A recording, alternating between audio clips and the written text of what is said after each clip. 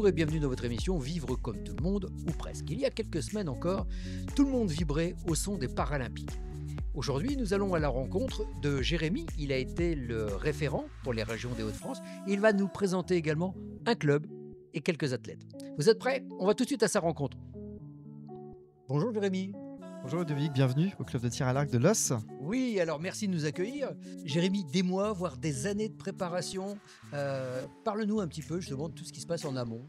Oui, effectivement, ça a été un gros travail, mais de concert avec l'ensemble des acteurs sur le territoire, donc le milieu sportif, le mouvement médical. On a essayé de faire collaborer un petit peu tous les acteurs pour tirer vers le haut tout le monde et qu'on puisse avoir des beaux résultats. Et je pense que ça a été le cas durant les Jeux paralympiques. Combien tu as eu d'athlètes Hauts-de-France? Alors, on avait plus d'une vingtaine d'athlètes, donc 20 athlètes et 2 guides. Et du coup, on a pu, comme vous avez pu le voir, donc 9 athlètes ont été médaillés et 15 médailles. Donc, c'est un ratio plutôt intéressant pour notre région. Donc, on est vraiment très fiers. Alors ici, tu as voulu qu'on se retrouve au club de tir à l'arc.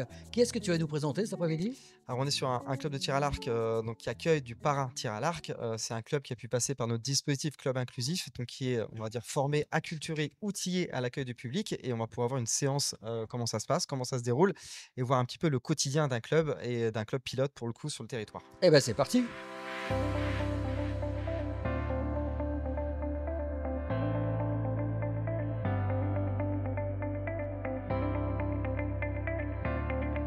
Carole, je vais vous laisser nous présenter votre club. C'est un club paralympique ou il fait également para et valide? C'est un club en fait constitué de 108 archers. On a à la fois des archers qui sont valides et des archers qui tirent para-tir à l'arc en fait, d'accord? Donc on a Candy ici actuellement qui est archère fauteuil, qui tire poulie. Il y a plusieurs classifications, d'accord? Dans le para-tir à l'arc, on a à la fois le handicap moteur, le handicap visuel. On peut vous faire une petite démonstration après si vous souhaitez avec Bon, auquel vous participerez également. On fera une petite démonstration de tir à l'arc. Pas de raison. on va essayer. Ben, bien sûr, On va essayer. avec plaisir. Et puis, donc, déficient visuel, je vous disais, avec la potence. Et on a également des malentendants. D'accord. On a également Mathéo qui est ici présent et qui va vous faire une petite démonstration aussi. Aussi. Voilà. D'accord. Voilà. Carole, est-ce que l'on peut estimer que justement les Jeux paralympiques ont eu des répercussions sur les clubs? Oui, je pense qu'on a vu en fait qu'il y avait autant de spectateurs sur les Jeux paralympiques que sur les Jeux olympiques et ça nous a amené une certaine dynamique au niveau du club. On a eu quelques demandes effectivement, alors que les années précédentes ça ne se présentait pas. On a également fait des animations à l'IRPA, notamment par exemple à Ronchin, sur une école où il y a des malentendants. Et on a proposé aussi à Los la rue aux enfants, où on a démontré que effectivement des personnes en fauteuil, des personnes malentendantes ou des personnes malvoyantes pouvaient pratiquer le tir à l'arc. Et c'est le cas de Mathéo ici aujourd'hui.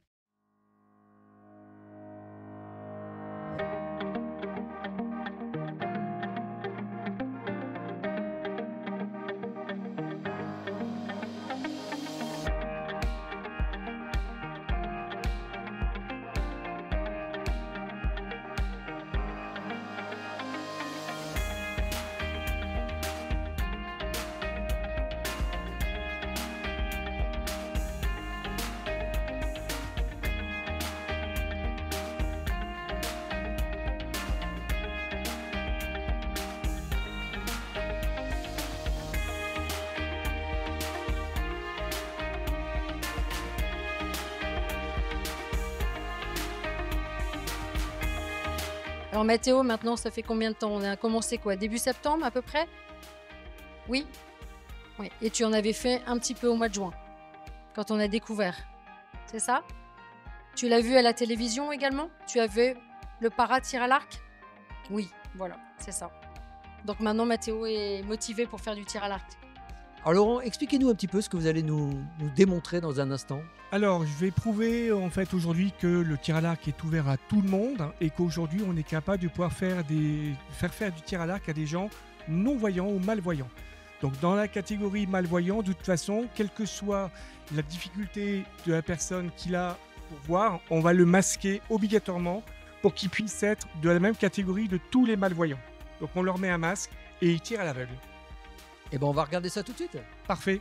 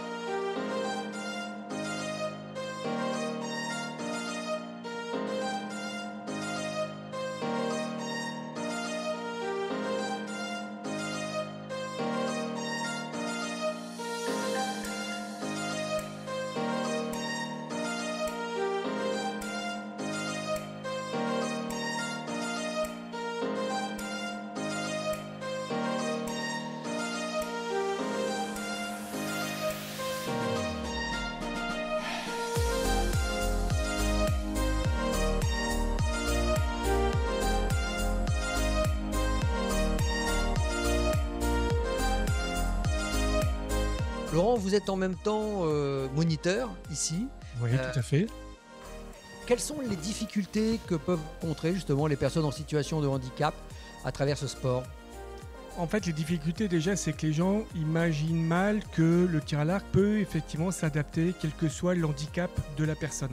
Aujourd'hui, on est capable de faire tirer effectivement des gens aveugles, des gens qui leur manquent un bras. On n'est pas structuré pour le faire, mais on a aujourd'hui des gens qui peuvent tirer sans les bras. C'est-à-dire que soit ils sont dans un fauteuil, on utilise une potence qui est là-bas, qui permet de fixer l'arc au sol, et puis ils retirent uniquement avec le fauteuil roulant. Et on a la possibilité, effectivement, certains archers qu'on a vus aux Jeux Olympiques cet été, tirer avec les pieds. C'est-à-dire qu'on n'a pas besoin des bras pour pouvoir faire du tir à l'arc. Tout à l'heure, vous m'avez fait porter votre arc qui est extrêmement léger. C'est parce que c'est un arc de compétition ou ils sont tous aussi légers? Non, ils ne sont pas tous aussi légers. Les arcs, en fait, peuvent varier au niveau des poids. Ça peut aller jusqu'à 1 kg, 2 kg, 3 kg. La matière change aussi. Ça peut être de l'aluminium, ça peut être du carbone directement. L'avantage de la matière carbone, c'est qu'elle est très légère. Et donc, du coup, moins fatigant à porter quand on est en compétition toute une journée.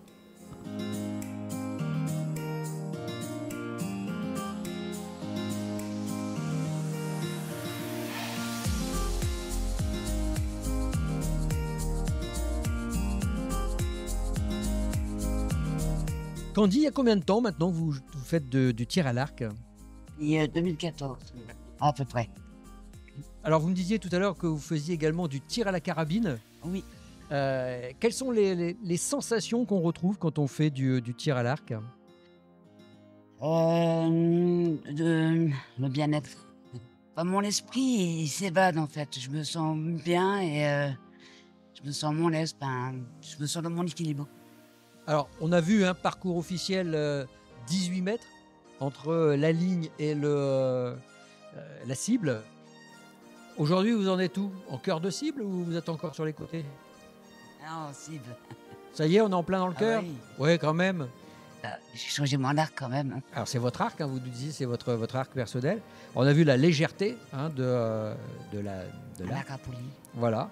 Alors, expliquez-moi un petit peu comment ça se passe. Par contre, vous avez des compétitions avec d'autres personnes? Comment ça se passe après? Vous faites pas que de l'entraînement? Que de l'entraînement pour l'instant. Pour l'instant, je suis en compétition qu'avec moi-même. C'est déjà pas mal. Très bien. Et ben, on va vous laisser vous entraîner et on va aller voir d'autres personnes, puisqu'en fait, le tir ici, c'est pas seulement pour les gens en fauteuil. Il y a des non et malvoyants et également des personnes avec des déficiences auditives. D'accord? Merci De rien. et bon courage. Oui, merci.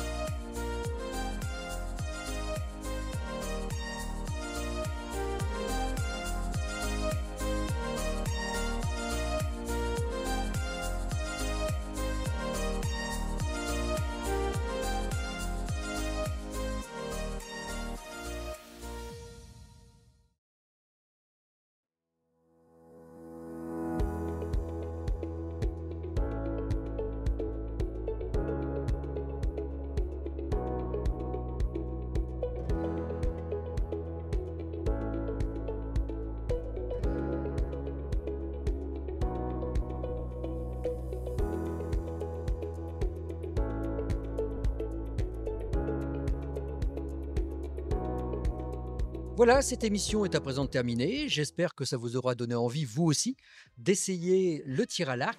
Comme vous avez pu le constater, c'est accessible quel que soit votre handicap. On se retrouve la semaine prochaine sur WEO.